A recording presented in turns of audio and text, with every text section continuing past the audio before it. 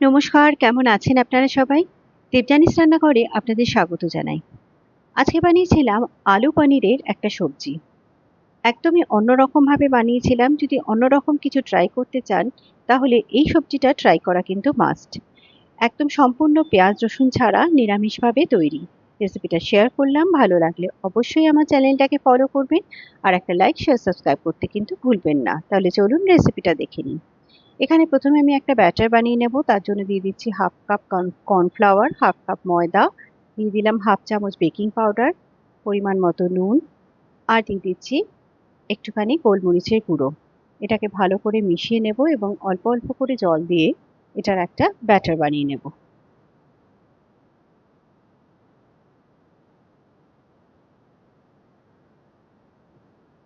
এখানে দেখুন ব্যাটারটা রেডি হয়ে গেছে। এবার এখানে একটা ভাজা মশলা করে নেব। তার জন্য দিয়ে দিচ্ছি এখানে 1 টেবিল স্পুন ধনে, 1 টেবিল স্পুন জিরে, 1 টেবিল স্পুন মৌরি আর একটা শুকনো লঙ্কা দিয়ে এটাকে শুকনো খোলায় ভালো করে ভেজে নেব। এটাকে পুরোপুরি মিহি গুঁড়ো করব না, এটাকে আধা ভাঙা করে একটা গুঁড়ো করে নেব। এটা ভাজা হয়ে গেছে, এটাকে নামিয়ে ঠান্ডা করে গুঁড়ো করে নেব।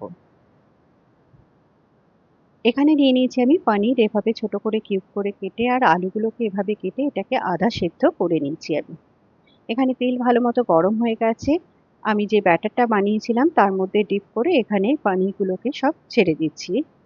এটাকে একদম লো টু মিডিয়াম ফ্লেমে এটাকে ভালো করে ভেজে নেব। একদিকটা ভাজা হয়ে গেছে, উল্টে দিয়েছি।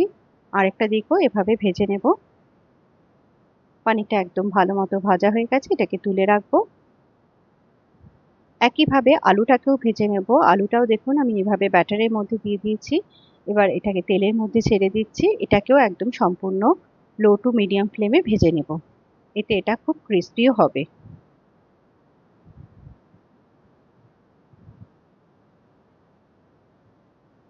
এখানে সবকটা ছেড়ে দিয়েছি। দেখুন আলুটা ভাজা হয়ে গেছে, আমি এটাকে তুলে নিয়েছি। এবার এখানে আমি একটা মশলা বানিয়ে নেব। তার জন্য দিয়ে দিচ্ছি এখানে 2 টেবিল স্পুন মতো টমেটো সস। তার মধ্যে দিয়ে দিচ্ছি আমি 2 চামচ ধনের গুঁড়ো,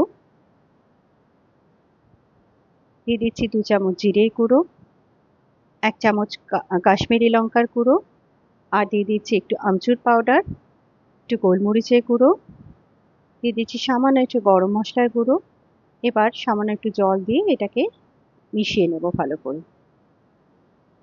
এটা রেডি হয়ে গেল। এবার একটা মিক্সিং জারের মধ্যে 10-12টা কাজু একটু গুঁড়ো করে নিয়ে তার মধ্যে 2টো কাঁচা লঙ্কা সামান্য জল দিয়ে এটারও একটা পেস্ট বানিয়ে রাখবো। এখানে দেখুন তেল গরম হয়ে গেছে, তার মধ্যে দিয়ে দিলাম 2টো ছোট এলাচ, দারচিনি, 2টো বড় এলাচ ফোড়ন। ফোড়নটা ভাজা হলে এখানে কাঁচা লঙ্কা দিয়ে দিলাম আর দিয়ে দিলাম আদা বাটা। এটাকে একটু ভাজা হয়ে গেলে যে ভাজা মশলাটা আধা ভাঙা করে গুঁড়ো করে রেখেছিলাম সেটা দিয়ে দিলাম। এটাকেও একটু তেলের মধ্যে হালকা নাড়িয়ে নেব। এটা ভাজা হয়ে গেলে এখানে যে পেস্টটা বানিয়েছিলাম সেটাকে দিয়ে দিলাম। এটাকে ভালো করে মিশিয়ে নিয়ে হাই ফ্লেমে এটাকে একটু ভালো মতো কষিয়ে নেব যতক্ষণ না মশলা থেকে তেল বেরিয়ে যাচ্ছে। এখানে দেখুন মশলা থেকে তেলটা সেপারেট হয়ে গেছে। এবার এখানে আমি দিয়ে দিচ্ছি ভেজে রাখা আলু আর পনিরটা। এটাকে মশলার সাথে ভালো মতো একটু কষিয়ে নেব মিনিট 2 ধরে। এটাকে একটু ভালো করে কষিয়ে নেব।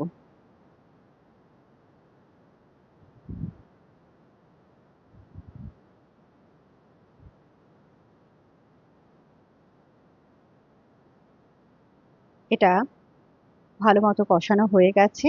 এবার এখানে দিয়ে দিলাম কাজুর পেস্টটা। মিক্সিং জারটা ধুয়ে একটু জল দিয়ে দিলাম। এবার এটাকেও এর সাথে ভালো মতো মিশিয়ে নেব। এবার এখানে দিয়ে দিচ্ছি আমি কিছুটা পরিমাণ জল। এটাকে একটু ফুটতে দেব। এটা ফুটে উঠলে এখানে দিয়ে দিচ্ছি আমি পরিমাণ মতো নুন আর দিয়ে দিচ্ছি চিনি। এখানে দিয়ে দিচ্ছি একটু কসুরি মেথি। এটাকে ভালো করে মিশিয়ে নেব।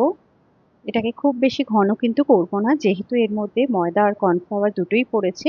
এটা কিন্তু নামানোর পরও অনেকটাই ঠিক হয়ে যাবে। এটা কিন্তু প্রায় হয়ে এসছে। এবার এখানে দিয়ে দিচ্ছি 1 টেবিল স্পুন মতো বাটার।